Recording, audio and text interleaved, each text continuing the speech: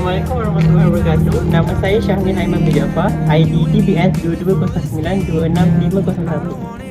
Saya Muhammad Syed Farhan bin Muhammad Aziz, ID DBS 22092645. Saya Aina Karina Syairah binti Kamalusi, ID DBS 22092650. Hai, nama saya Marjan Akila binti Muhammad Zainal.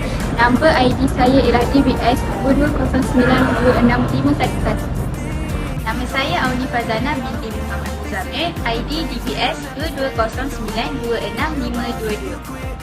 Nama saya Fazira binti Kamaluddin dari Seksyen 2.4. Nombor ID DBS 22092648. Istilah feminisme wujud pada awal abad ke-18 yang memperjuangkan hak-hak wanita dalam politik dan membawa slogan wanita juga adalah manusia.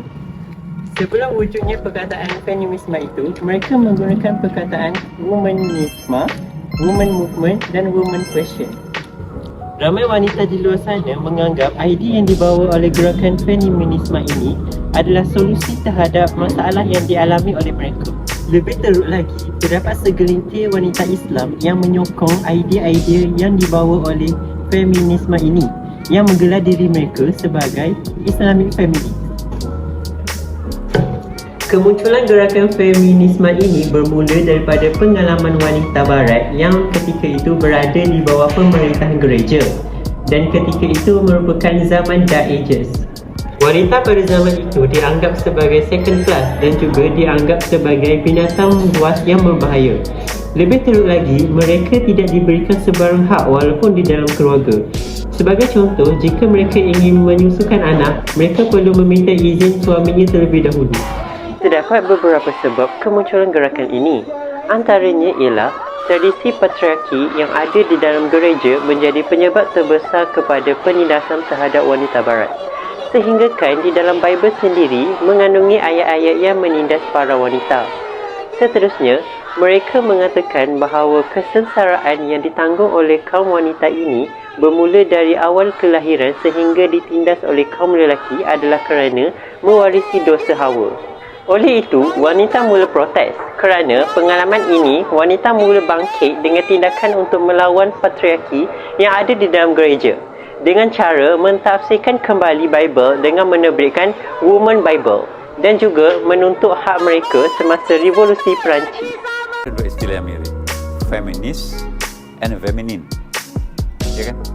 Feminin itu kelembutan, nurturing. Tapi kalau feminis itu lebih berkonotasi struggling. Tidak ada yang salah. Memang selama ini sejarah memperlakukan perempuan sangat diskriminatif. Wajar kalau muncul apa yang disebut dengan feminisme. Hak setiap orang untuk membela hak asasinya kan. Perempuan berhak untuk mengupgrade, mengangkat martabatnya sendiri dengan menggunakan gerakan feminisme.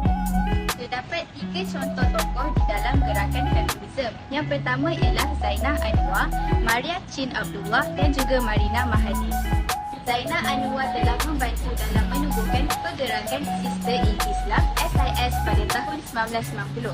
Tujuan pergerakan ini adalah untuk mempertahankan hak-hak wanita dari sudut undang-undang, domestik dan juga kekasaran dalam poligami. Zainah Anwar merupakan satu daripada 2 rakyat Malaysia dalam 100 wanita dunia yang paling memberi inspirasi bagi memperbaiki kehidupan kanak-kanak perempuan dan wanita di seluruh dunia oleh kumpulan wanita yang berpangkalan di New York. Maria Chin binti Abdullah lahir pada 1956 dan merupakan seorang aktivis hak asasi manusia yang memperjuangkan hak-hak wanita di Malaysia. Maria Chin Abdullah telah mengetengahkan isu kesaksamaan gender, keganasan wanita termasuk secara maya, tidak maya dan juga hak wanita Islam. Pada tahun 2005, Maria menjadi pengasas dan pengarah eksekutif kepada Persatuan Kesedaran Komuniti Selangor Empower yang memperjuangkan kumpulan yang terpinggir dalam masyarakat, utamanya wanita dan remaja. Latif Paduka Marina binti Mahathir ialah seorang aktivis sosial Malaysia. Pada 5 Oktober 2010, Pertubuhan Bangsa-Bangsa Bersatu PBB menganugerahkan beliau tokoh sepanjang tahun 2010 atas kegigihannya memperjuangkan hak-hak kaum wanita. Beliau aktif dalam menentang keganasan terhadap wanita dan kini merupakan ahli lembaga Sisters in Islam SIS, kumpulan yang berjuang untuk keadilan bagi wanita Islam. Beliau melancarkan kempen Lelaki Menentang Keganasan, satu pergerakan global di mana ramai lelaki di seluruh dunia membuat perjanjian untuk tidak melakukan, memaafkan atau berdiam diri mengenai keganasan terhadap wanita dan gadis. Saya akan menerangkan mengenai penubuhan gerakan feminisme di Malaysia. Gerakan feminisme yang aktif di Malaysia ialah pertubuhan sistem Islam yang ditubuhkan pada tahun 1988. Gerakan feminisme ini banyak menjurus kepada isu-isu kekeluargaan dan isu kebebasan hak wanita di Malaysia. Gerakan feminisme banyak memberi maklumat kepada wanita sejagat, iaitu kesaksamaan dari segi politik, sosial, pendidikan maupun ekonomi. Perkembangan isu wanita dan tuntutan kesamaan hak mula menjelma hanya selepas kemerdekaan negara Malaysia pada tahun 1997. Zaman pra-kemerdekaan melihat penglibatan wanita dan lelaki secara bersama dalam usaha mengusir keluar penjajah British. Gerakan feminisme di Malaysia pada awal penubuhannya banyak menjurus kepada isu-isu kekeluargaan dan kurang prihatin kepada pembangkitan keganasan dan gangguan seksual yang dihadapi oleh kaum hawa Malaysia. Selain itu, isu wanita yang diketengahkan hanya berhubung pendidikan khususnya bagi kanak-kanak perempuan yang belum. Namun, kini gerakan feminisme di Malaysia mula menuntut beberapa hak lain seperti tuntutan hak kesamarataan dalam pewarisan harta antara lelaki dan perempuan, tuntutan pendidikan semula hak poligami dan tuntutan persamaan hak dalam perceraian. Banyak tuntutan dilakukan menyumbang kepada rombakan undang-undang keluarga syariah. Saya akan meneruskan lagi dengan isu-isu yang dilakukan oleh gerakan feminisme. Yang pertama ialah larangan berpoligami. Gerakan ini menuntut larangan berpoligami kerana poligami merupakan ketidakadilan terhadap wanita. Isu yang kedua ialah hukum perkahwinan berbeza agama.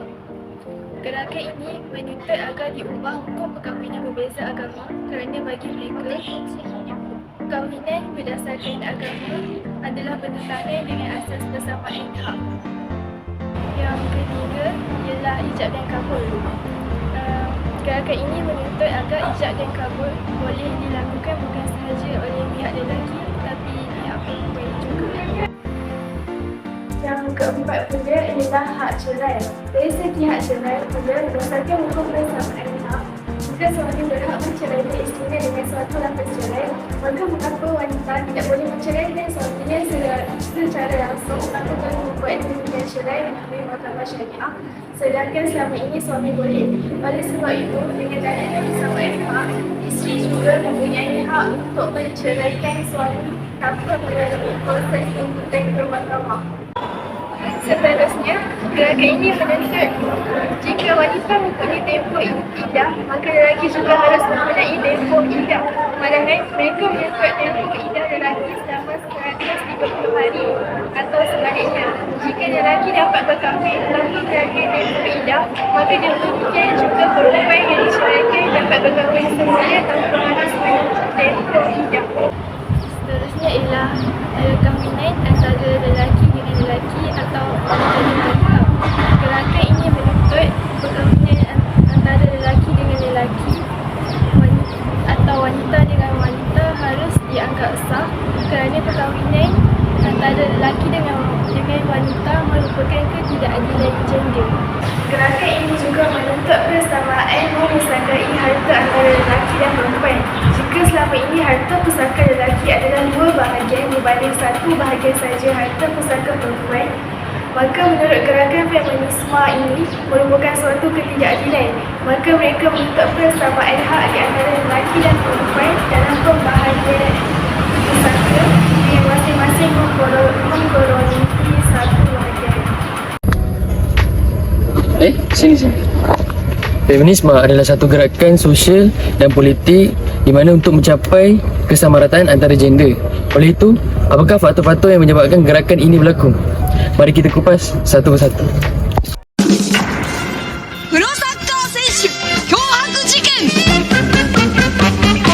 Penafian hak wanita adalah faktor utama gerakan feminisme ini berlaku. Ini kerana terdapat beberapa hak yang telah dinafikan oleh daripada pihak wanita. Antaranya ialah hak untuk mendapatkan pendidikan, hak untuk mendapatkan pekerjaan, hak untuk mendapat peluang kenaikan pangkat, hak untuk mendapat perlindungan dan hak untuk bersuara. Oleh itu, kita akan lihat seperti video di belakang.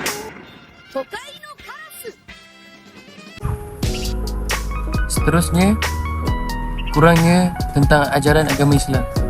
Ini kerana wanita Islam sekarang terikut-ikut dengan gerakan Women Liberation di Barat. Gerakan feminisme Barat telah mengubah cara pandang wanita Islam kerana telah disalah tafsirkan sehingga merasakan wanita terbelenggu di bawah kongkongan lelaki. Oleh itu, kita akan lihat seperti video di keganasan rumah tangga merupakan satu isu paling hangat pada masa kini. Oleh itu, wanita Islam sekarang mula sedar dan perlu berjuang untuk mengatasi masalah penderaan dan penganiayaan di negara kita. Kamu tak berkata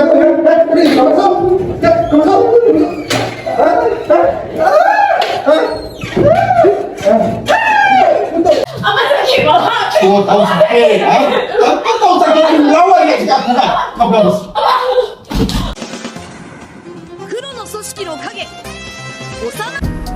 Yang terakhir, dengan kemajuan teknologi kini, media massa dari Barat kebanyakan yang memaparkan unsur-unsur negatif yang boleh menjatuhkan imej, maruah dan martabat wanita Islam. Oleh itu, apakah kepentingan bagi gerakan ini berlaku? Kepentingan yang pertama adalah untuk memastikan perempuan tidak teraniaya dan memberi laluan serta memudahkan wanita untuk membangunkan potensi diri, membantu wanita untuk hidup berdikari. Antara badan-badan kebajikan wanita yang ada di Malaysia ialah nombor 1, Pertubuhan Tindakan Wanita Islam Malaysia. Yang kedua adalah Pertubuhan Pertolongan Wanita. Yang ketiga adalah All Women Action Society. Pertubuhan Tindakan Wanita Islam Malaysia yang membawa inisiatif bahawa sesebuah masyarakat yang maju dan progresif itu cuma dapat dibentuk menerusi pendidikan dan pelajaran. Maka dengan sokongan pelbagai pihak telah bergerak bagi mencapaikan objektif tersebut. Antara objektif tersebut adalah yang pertama, berusaha ke arah mencapai keadilan sosial dan ekonomi untuk wanita. Yang kedua, menyebarkan ilmu pengetahuan bagi kemajuan wanita dengan cara perbincangan, penulisan dan penterjemahan.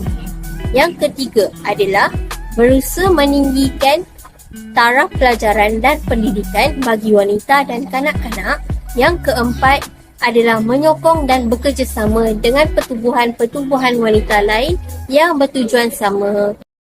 Pertubuhan Pertolongan Wanita pada bulan Jun 1982, pertubuhan tersebut menerima pendaftaran sementara sebagai satu masyarakat dan sebuah rumah satu tingkat telah disewa sebagai tempat perlindungan dan pendapat piramid.